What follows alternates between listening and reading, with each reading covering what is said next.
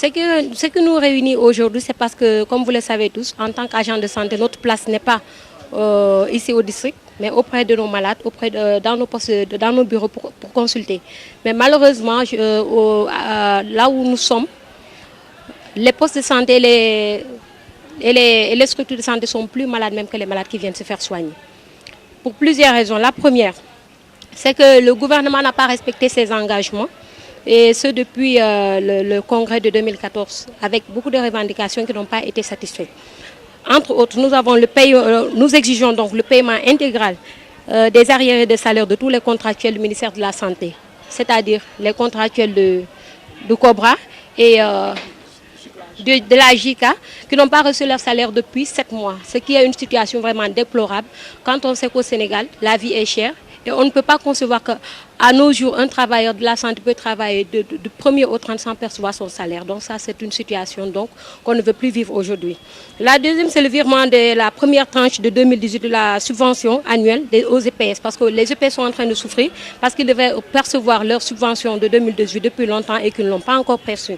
Le troisième point, c'est le remboursement intégral de la dette et des créances de la CMU. Parce que depuis 2016, l'État nous doit plus de 32 milliards de la CMU qui n'a pas été versée. Donc, si l'État demande aux gens d'aller se faire soigner, les enfants de 0 à 5 ans qui viennent au niveau des postes de santé, aux structures sanitaires, se font soigner alors que derrière, ils ne payent pas, qu'est-ce qu'on va faire? Il n'y a pas de médicaments au niveau des postes. La majeure partie des postes aujourd'hui sont en faillite parce qu'ils n'ont pas de médicaments. Ils n'ont pas de quoi payer leurs agents de santé. Donc, les postes souffrent vraiment le martyre. On nous doit plus de 32 milliards, ça fait plus de 19 mois que l'État n'a pas versé un sou au niveau des structures sanitaires. Donc c'est une situation vraiment déplorable et catastrophique. Il y a aussi un autre point, c'est l'application des accords résiduels de 2014. Parce qu'au sorti de ce congrès, il y a eu on a déposé une plateforme revendicative auprès du ministère de la Santé, mais jusqu'à présent, nous n'avons pas eu satisfaction. Et enfin, nous allons parler surtout, nous sommes ici surtout pour nos camarades communautaires. Parce qu'il y a des infirmiers et des sages-femmes qui sont diplômés depuis plus de 10 ans et qui sont toujours en situation de chômage. On les utilise au niveau des structures sanitaires comme des stagiaires. Des stagiaires qui font des gardes au même titre que les étatiques et qui ont je n'appellerai même pas ça un salaire, mais des motivations de misère. Vous ne pouvez même pas imaginer, je n'ose pas le dire devant la télé combien ils perçoivent à moi. Vraiment, c'est des situations que les agents de santé aujourd'hui vivent et c'est vraiment des situations déplorables. Donc si nous sommes aujourd'hui ici, c'est parce que nous avons marre. Face à des situations, parce que nous avons encaissé. Comme on le dit en Wolof, c'est des tours. Donc si aujourd'hui nous sommes ici parce qu'on en a marre de nos sons, de nos tailles, de nos dés. Donc nous avons un plan d'action que nous allons respecter. On sait que la lutte sera longue et sera une lutte de longue haleine, mais nous sommes prêts et nous sommes armés à aller jusqu'au bout. C'est quoi? C'est que nous avons observé une grève le mercredi prochain de 24 heures. La semaine prochaine, nous aurons une grève de 48 heures. Et en fin avril, nous allons commencer à faire la rétention de l'information.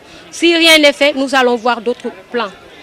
Nous allons passer à l'étape supérieure. Donc on va faire tout ce qu'il faut pour que nos revendications soient suivies.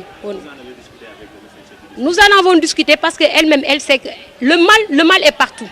Si on vous dit que ce que nous revendiquons, c'est partout, parce que même au niveau du district sanitaire de Mbour, l'État nous doit des millions. C'est des millions que nous doit. C'est ce même État-là qui nous vend des médicaments. Comment est-ce qu'ils nous vendent des médicaments qu'on doit payer alors qu'ils nous doivent des milliards? Cette situation, ce n'est pas seulement au niveau poste. Le médecin-chef est au courant, le district est au courant, le niveau national en souffre. Donc c'est une situation déplorable. Et encore une fois, on ne va pas revenir en arrière. On va aller jusqu'au bout. Nous sommes prêts à nous battre parce que vraiment là, c'est trop. Parce que quoi qu'il en dise, en tant qu'agence de santé, on ne va pas laisser on va faire le service minimum. On ne va pas laisser la population mourir. Parce que ce qu'on est en train de faire là, c'est pour la population. Nous sommes en train de mener une guerre. C'est pour la population. Si on n'a pas de médicaments, comment est-ce qu'on va soigner nos malades?